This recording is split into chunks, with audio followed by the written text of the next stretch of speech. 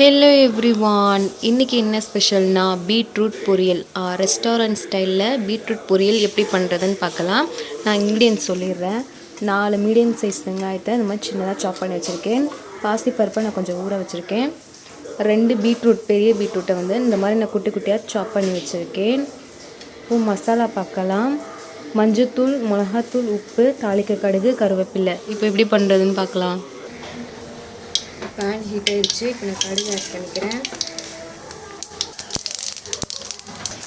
இப்போ வெங்காயத்தை ஆட் பண்ணிக்கலாம்.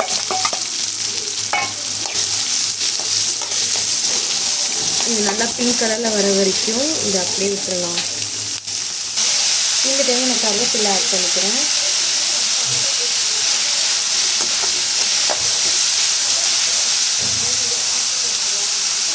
வெங்காயம் நல்லா வந்துடுச்சு. இந்த டைமில் நான் பாசிப்பருப்பு வந்து ஆட் பண்ணிக்கிறேன்.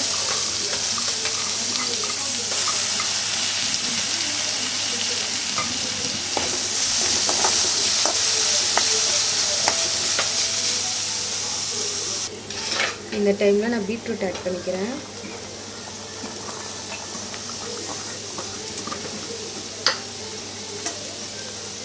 நல்லா மிக்ஸ் பண்ணிக்கிறேன்.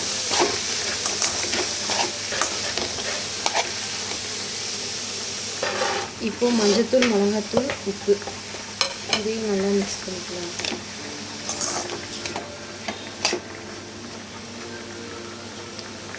இப்போ இது வேகிறதுக்கு நான் கொஞ்சமாக வந்து தண்ணி ஊற்றிக்கிறேன்.